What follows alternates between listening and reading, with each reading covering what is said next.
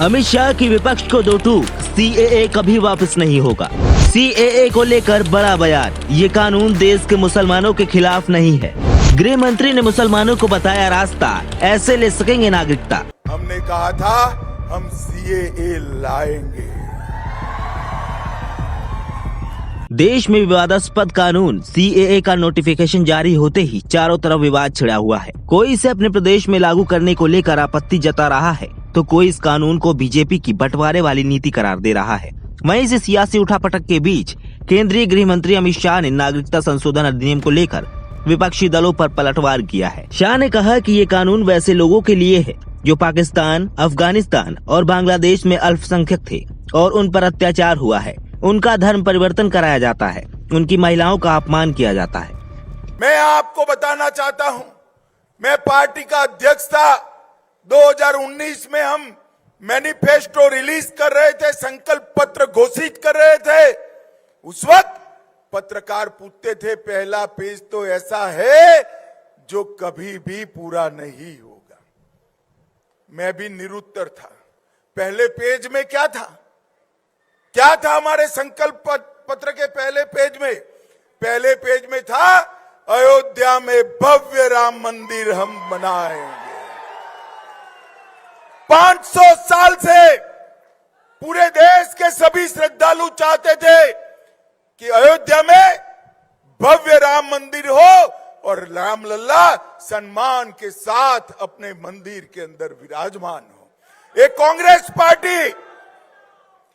Congress party 70 साल तक राम मंदिर के मुद्दे को अटकाती रही, भटकाती रही, लटकाती रही। अरे आपने तो बनाया नहीं मंदिर, मोदी जी ने बनाया, प्राण प्रतिष्ठा थी, आपको निमंत्रण दिया, आप उपस्थित भी नहीं रहे।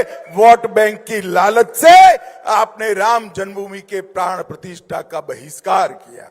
मित्रों, दूसरा वादा क्या था? कश्मीर से हम धारा 370 को समाप्त कर देंगे। आज मैं कहना चाहता हूं, 70 साल से कांग्रेस पार्टी ये धारा 370 को लेकर चलती थी।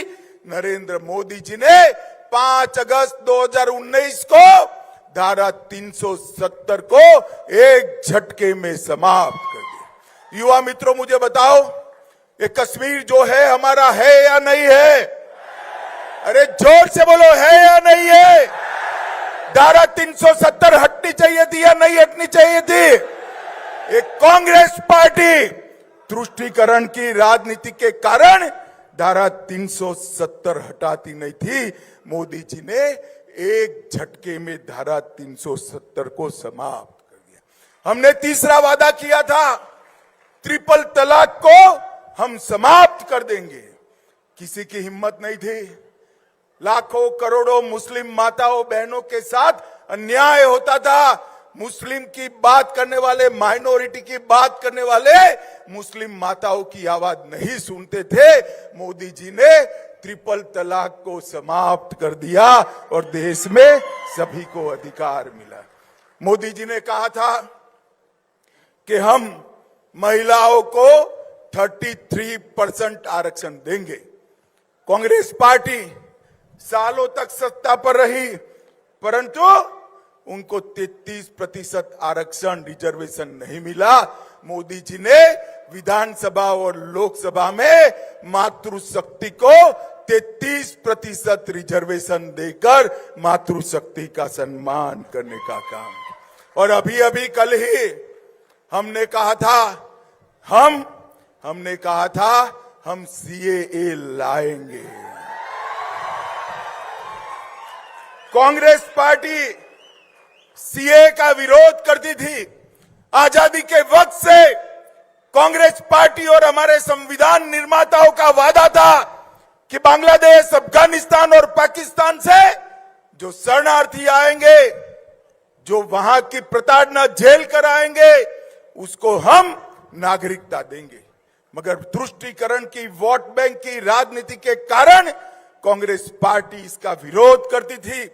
लाखों करोड़ों लोग पाकिस्तान से और बांग्लादेश से अपना धर्म बचाने के लिए, अपना सम्मान बचाने के लिए इस देश में आए उनको नागरिकता नहीं मिलती थी, अपने ही देश में वो नागरिकता के बगैर अपमानित होते थे, नरेंद्र मोदी जी ने हिंदू, बौद्ध, जैन, ये सारे सिख, ये सारे लोगों को नागरिकता देकर उनका सम्मान करने का काम नरेंद्र मोदी जी ने किया है। भाइयों और बहनों, हमने इस शरणार्थियों को सम्मानजनक जीवन देने का काम किया है। उनकी संस्कृति, उनकी भाषा, उनका धर्म, उनके परिवार की महिलाओं का सम्मान, उसका रक्षा करने का काम किया है। और आज से, कल से इस देश में आया